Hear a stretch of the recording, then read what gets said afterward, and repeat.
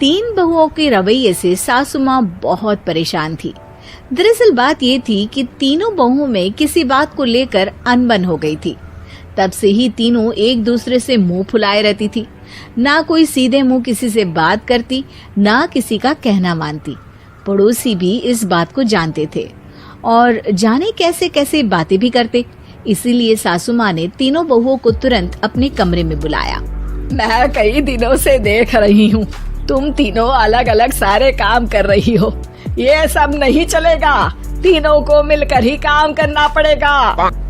सास की बात सुनकर एकदम से बड़ी बहू बोल उठती है। नहीं मम्मी जी, मैं इन दोनों के साथ कुछ नहीं कर सकती। मैं इस घर की बड़ी बहू हूँ, फिर भी ये मेरा कहना बिल्कुल भी नहीं मानती।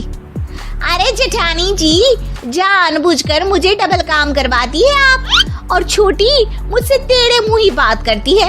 इन दोनों के बीच हमेशा सैंडविच बन जाती है मेरी, और मैं हमेशा आलू की तरह बीच में मसली जाती हूँ।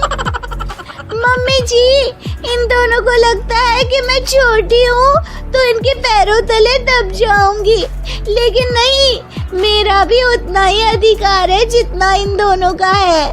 बड़ी आई दोनों मेरी चुगली करने के लिए, मुझे क्या कम समझ रखा है। तीनों बहू एक दूसरे से बहस करने लगती है और सास दोबारा ये देखकर टेंशन में आ जाती है और सबसे कहती है, चुप हो जाओ, अब से तुम तीनों सारे काम एक साथ करोगी। आंख बंद करके एक दूसरे की बात सुनोगी। तुम तीनों इस बात को गांठ बांध लो, वरना अगली छुट्टियों में तुम्हारा अपना मायके जाना कैंसिल। सास की बातें सुनकर डर के मारे तीनों हामी भर देती हैं। जी मम्मी जी, मैं समझ गई। हाँ मम्मी जी, जैसा आप कहें। आप जो कहेंगी मैं वही करूंगी। तीनों बहू सास की बात को गांठ बांध लेती है और वादा करती है कि अब से सारे काम वो तीनों एक साथ मिलकर ही करेंगी। ये सब देखकर सास खुश हो जाती है और वहाँ से चली जाती है।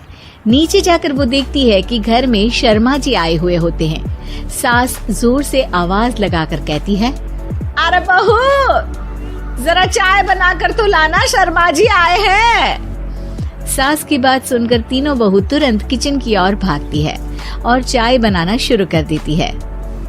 मुझे तो एकदम मसाले वाली कड़क चाय पसंद है, तो हम शर्मा जी के लिए मसाले वाली चाय ही बनाएंगे। अरे नहीं दीदी, गर्मी के मौसम में मसाला चाय कौन पीता है? मैं तो शर्मा जी के लिए इलायची वाली चाय ही बनाऊंगी। ये कैसी बात कर रही हैं आप दोनों? मेरी मम्मी ने सिखाया है कि मेहमान को ज्यादा दूध और शक्कर वाली चाय देनी चाहिए, वरना वो घर वालों को कंजूस समझते हैं। तो मैं तो शर्मा जी को ऐसी ही चाय दूंगी। तीनों बहुएं अपने अपने तरीके से चाय में शक्कर, मसाला, पत्ती सब डाल देती है। उबलने के बाद तीनों मिलकर चाय बाहर लेकर जाती है और शर्मा जी और सासू माँ को देती हैं। चाय पीने के बाद शर्मा जी सासू माँ को देखकर शर्मा जाते हैं और शर्मिंदा महसूस करते हैं कि आखिर उन्होंने चाय पीने के लिए हामी क्यों भरी। सासू माँ भी चाय पीना शुरू करती है और कहती हैं, अरे बहू, ये कैसी चाय बनाई है? चाय है या मीठे दूध की बासुंदी? हाँ, चाय अच्छी नहीं लगी क्या? कोई बात नहीं, हम पराठा बनाकर लाते हैं। चलो चलो अंदर। हाँ चलो। हाँ, आती हूँ मैं भी। नहीं, मेरा पेट चाय ने ही चौपट कर दिया, वही काफी है। पराठे से पोपट नहीं करवाना, मैं तो चलता हूँ। शर्मा जी चुपचाप पतली गली से निकल जाते हैं। अगले दिन सास बहुओं से कहती है, अरे बहू, जाओ जाके ऊपर के गेस्ट हाउस की सफाई कर दो। कल हमारे यहाँ मेरे दूर के रिश्तेदार आने वाले हैं, तो पूरे कमरे को चमका देना, समझी? तीनों बहू सास की बात को मानकर ऊपर सफाई करने चली जाती हैं और तीनों कमरे की सफाई चालू कर देती है। बड़ी बहू मकड़ी के जाले साफ करती है, तो बीच वाली झाड़ू लगाना और छोटी वाली सर्फ डालकर जमीन धोना शुरू कर देती है। अरे दीदी, जेठानी जी, अभी मैंने पूरी फर्श धोई और आप फिर से धूल नीचे गिरा रही हैं। और मछली जेठानी जी, आप बिना झाड़ू की धूल यहाँ छटक रही हैं। अरे तीनों को साफ करना है, एक साथ सफाई करते हैं ना। अरे वही तो, हम साथ साथ हैं, घर साफ साफ है। तीनों बहू ऐसे ही काम में उलझ जाती है और 2 घंटे तक एक ही कमरे की सफाई करती रहती है। बहुत देर से अपनी बहुओं को ना देखने के कारण सास ऊपर कमरे में उन्हें देखने जाती है, लेकिन कमरे में घुसती ही वो गीली फर्श पर फिसलने के कारण नीचे गिर जाती है। ओरी मोरी मैया, हड्डी मरोड़ के रख दी। आए मेरी तो कमर ही टूट गई रे। तीनों बहुएं सास को उठाती हैं और बिस्तर पर सुला देती है। अरे मेरे हाथ पैर दर्द कर रहे हैं, दबा दो, आराम मिलेगा। हाँ जी माँ जी। अरे जी माँ जी माँ जी। और तीनों बहुएं एक साथ सास के हाथ को दबाना शुरू कर देती है। माँ की तो चीख ही निकल जाती है और नतीजा ये होता है कि सास के बचे हुए शरीर में भी दर्द उठ जाता है। हाय राम, ये क्या कर दिया तुम तीनों ने। अरे मेरी तो किस्मत ही फूटी है कि तुम जैसी बहुएं मुझे मिली।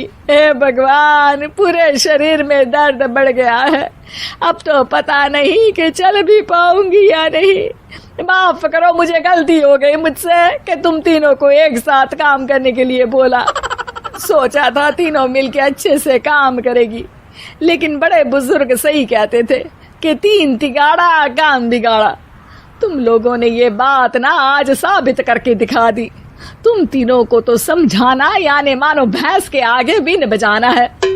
तुम्हें अकेले अकेले काम करना है ना, तो अब से तुम अकेले ही अपना अपना काम करो। तीनों बहुएं वहां से जाने लगती है। अरे कहाँ जा रही हो?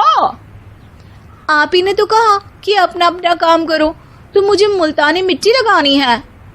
अरे मुझे भी तो नेल पॉलिश लगानी है, मुझे ना मेहंदी लगानी है। सास अपना सर पीट लेती है और कहती है, अरे मुझे भी लगाना है कुछ। क्या माँ जी? क्या माँ जी? क्या माँ जी?